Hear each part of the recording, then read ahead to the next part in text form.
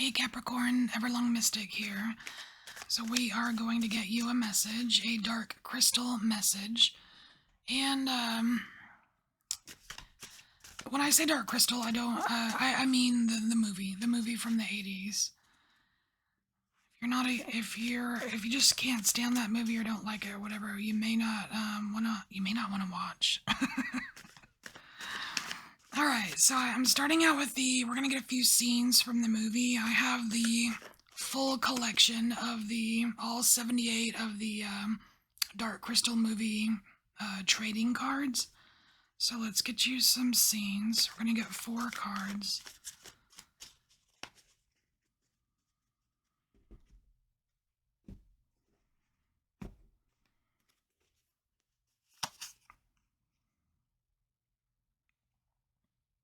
Alright, so this is when Jin meets Kira and falls into the little muddy pond water. I think it's because the little dog thing, Fizzgig, scared him or something, but let's see, the swamp. Yeah.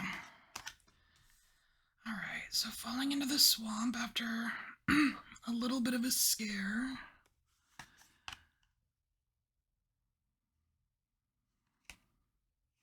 This is in the very beginning.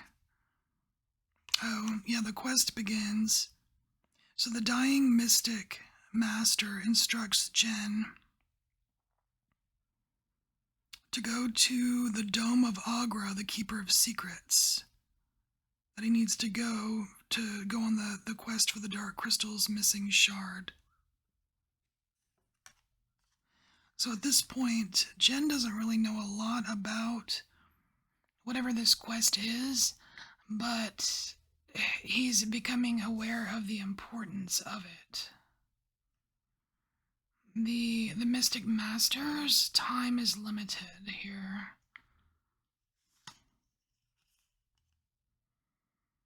This is really nice. Oh, it's card 44.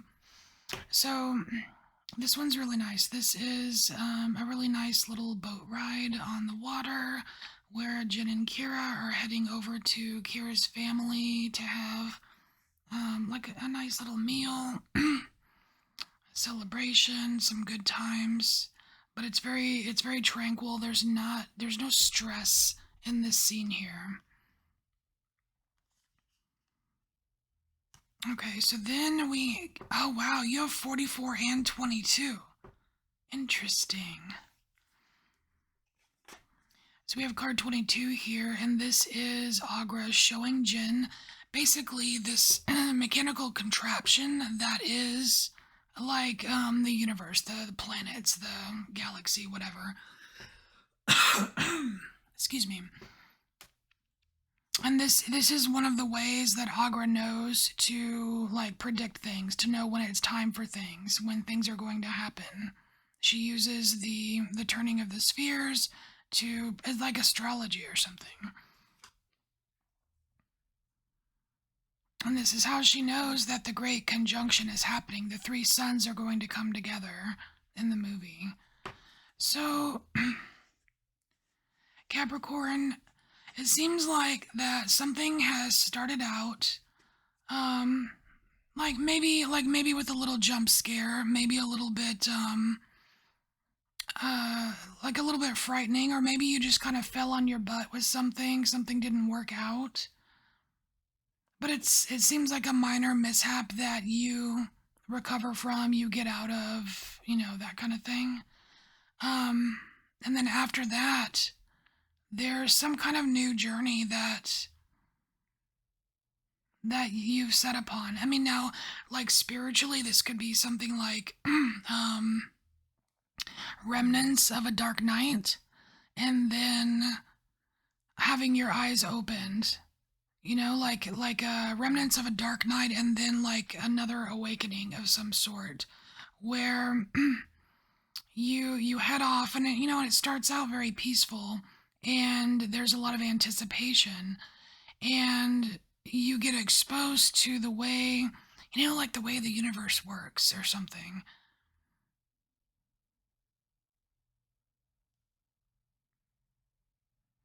So let's get some Dark Crystal Tarot and see what else is going on here.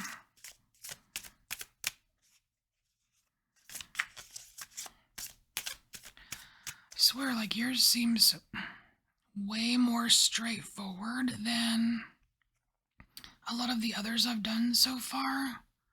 Like, some of them, like Virgos, oh my gosh.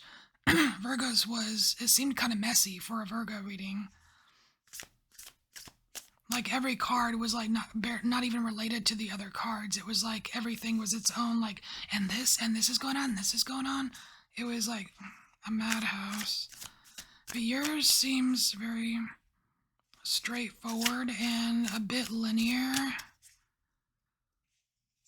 or focused on one particular thing.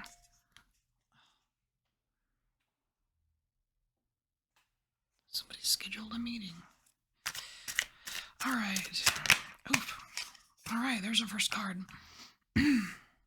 So here we have the Four of Shards, and that would be like the Four of Wands, which is kind of like this open invitation.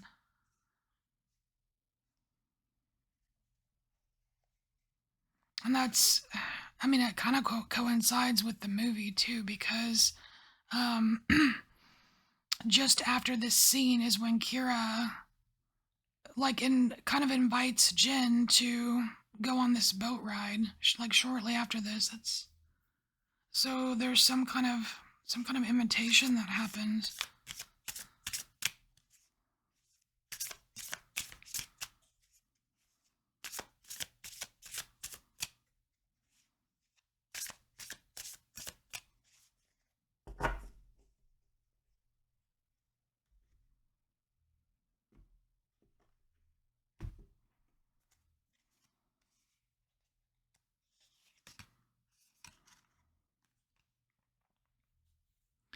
So we have the Three of Vials. Oh, I like that too. So we have the Three of Vials. It's like the Three of Cups, and like the Three of Cups, you know, that's like like people coming together to have a good time. That kind of like falls in line with what's going on in the scenes here. It's like you may not know it, like you may not have known it at this time, but it's almost like there's it's bringing certain people towards you. Like the universe is bringing certain people towards you to connect with.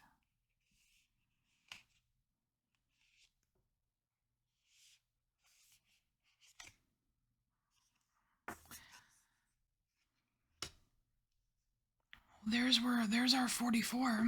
4, 4, 44. And so we have the Four of Vials here. And these are absolutely shuffled. I've shuffled them many times. I feel like this is kind of like, I don't know, some kind of like premonition or something, or foreshadowing. Because the Three of Cups feels really good, right? It's like you've got this, oh yeah, I've met, you know, someone new in my life, and or I've really connected more with people that matter to me, that are in alignment with this this way of being, or this vibration, or what, you know, whatever you want to call it. And again though, like with tarot, when you progress through the major arcana, when you progress even through the minor arcana, there's stages of that element, right? So we're going from the 3 to the 4 of water. Oh, and they're on the water. That's funny. So it is a progression, but it may not feel as good as the previous part, because the Four of Vials, you know, it's like, you know, like a little bit depressing, not noticing, like getting caught up in the depressing part of something, or the sad part of something, and not realizing there's more. There's more to go.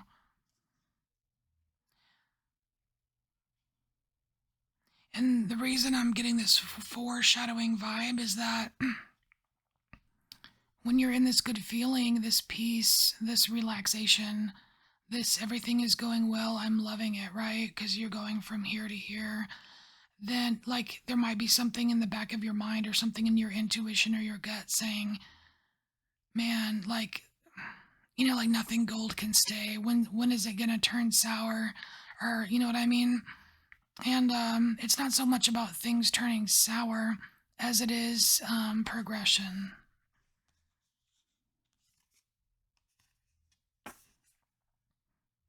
And so we have the Temperance card here, and that's, again, it's like I just got this very like calm, cool, relaxed kind of feeling here with the Temperance card. But also just as the imagery here, this is one of the mystics here using their tools and drawing their sand symbols. It's one of their ceremonies that they're doing for the Grand Conjunction, for this major happening that only takes place like every 1,000 years. And it's almost like I don't know, like I like the in the movie the Grand Conjunction seems a bit towery, because even Agra even Agra says, when Jen asks, what is this Grand Conjunction? And she just looks at him and says, it's the end of the world. Or the beginning. Or, you know what I mean? So it's like, ooh. I mean, it could be like the world card, too. A little tower sprinkle. Alright, so let's get the Dark Crystal playing cards, and we will get one more row.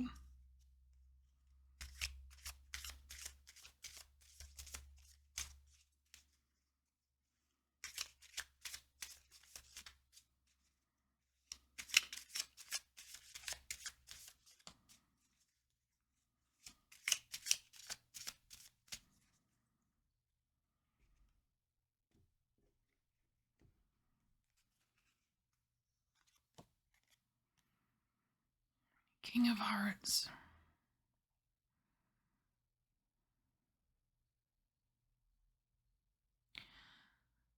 So again, we're continuing with the calm and steady, like emotionally intelligent kind of energy here, not overreacting, knowing how to navigate waters.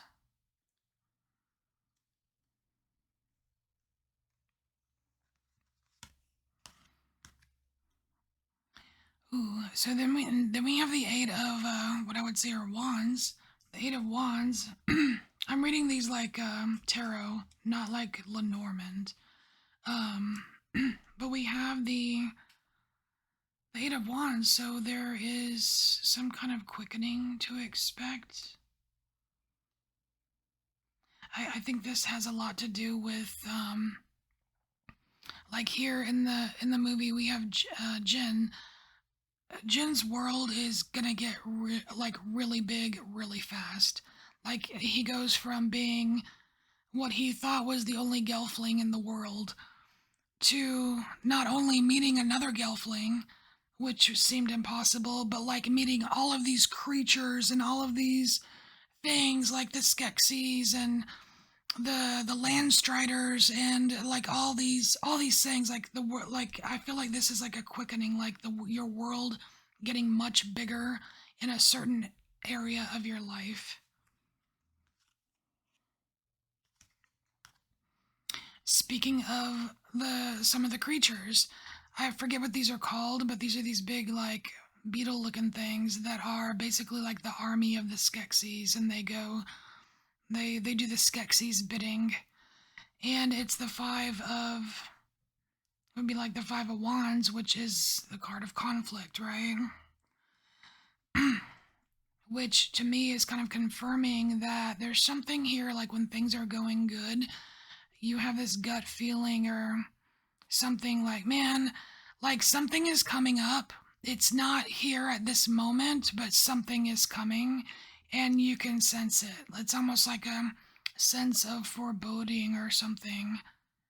Or like or it could be something like I'm going to have to fight for something in the future.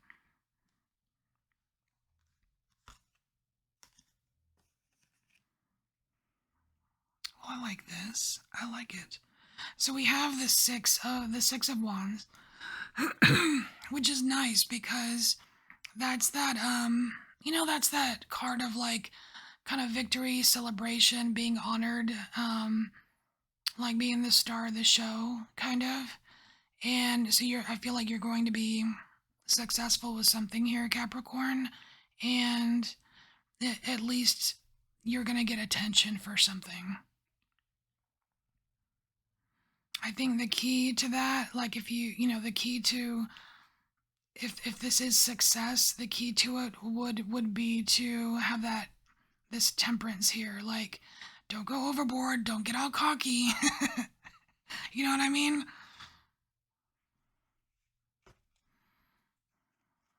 Cool. Okay. So, Capricorn, this is your message. Thanks for being here, and I'll see you next time. Bye, Capricorn.